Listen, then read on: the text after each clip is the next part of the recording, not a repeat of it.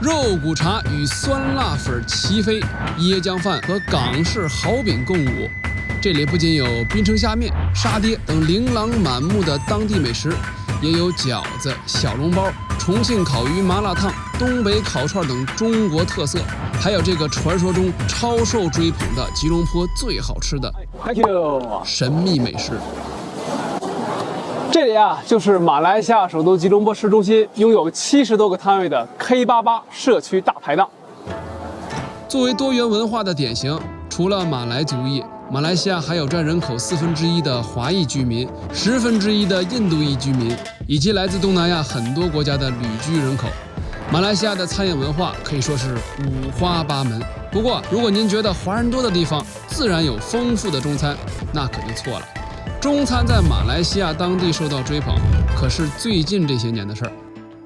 说实话，我们刚刚来的时候做中餐的话，做不到本地华人生意做不到的，1个月都接不到1单的。但是后面几年以后啊，是很喜欢那个，真的不骗你的，可以说家家中餐馆生意都好。是不是很喜欢？从本地食客们的吃相上就看出来了。在我左手边是一群非常欢乐的年轻人，我们去感受一下他们欢乐的气氛。咱们这点的都是什么？您给我介绍一下吗？可以的，就是麻辣香锅，就是烤串。这个超好吃的，超好吃的。对，因为没有去过中国，所以都一直在吃这种本地的。如果有机会去中国的话，大家都想去试试看。重庆，你拿椅子来坐吧。我们一起吃。我尝一个，我尝一个。有回到家的感觉吗？味道不错，味道不错。然后你可以吃到很多不同国家的美食。那你这么多国家美食，你不还选了中餐吗？好吃呀。这家大排档并不是游客打卡的地方，来此用餐的大都是本地居民。丰富的菜品也吸引了不少其他族裔的食客，以及居住在附近的外籍人士。而中餐则是很多人的首选。Yeah, I love the Malaysian food and Chinese food. I'm having mala hot pot, so it's a bit spicy. So yeah, I think that's really good. 这位美女，你点的是什么？吃的这么感觉？为啥近些年中餐在马来西亚越来越受欢迎？从业者和食客们仁者见仁，智者见智。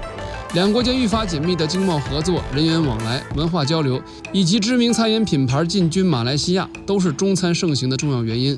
抖音啊、香港电台啊这种原因吧，一开始可能他们是不知道，真的。现在跟中国有关的各种文化节目多了。对，就是这样的。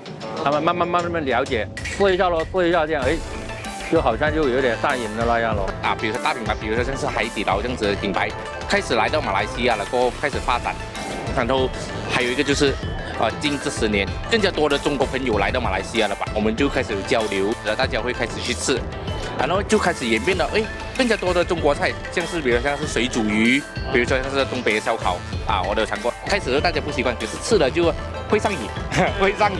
地道中餐的大量涌现，不仅丰富了当地人的食谱，也为身在海外去马来西亚工作和学习的中国人带去了家乡的味道。生意怎么样？好做。咱们中国这个东西吧，适合他们这边人口味。我媳妇儿做那个小笼包什么的，煎饺了、蒸饺了，他们这边人都很喜欢吃的。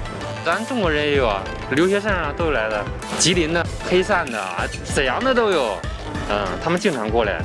不同餐饮文化的有机融合，催生出了更多物美价廉的平民美食。这里有一档叫做安格顺炒饭呢，他们说这是马来西亚吉隆坡这里全吉隆坡最好吃的炒饭。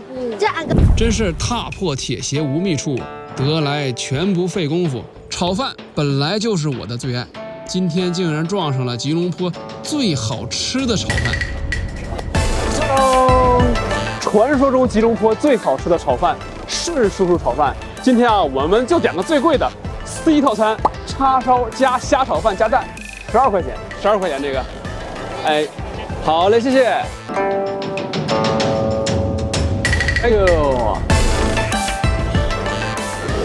是这个意思吗？吉隆坡最好吃的炒饭我是吃到了，名不虚传，无论如何不虚此行。你看这炒饭还送了一小碟辣椒，其实我是吃出来了。所谓吉隆坡最好吃的炒饭，就是融合了中餐和马来餐2种烹饪技术，完美的制造的一道美味佳肴。其其实啊，随着中马两国经济文化交流的不断深入，越来越多的掌握正宗中餐技术的师傅们来到马来西亚，不仅为本地的中国人带来了家乡的味道，同时啊，也深刻地改变了本地人的味蕾。总台记者严树在马来西亚吉隆坡给您报道。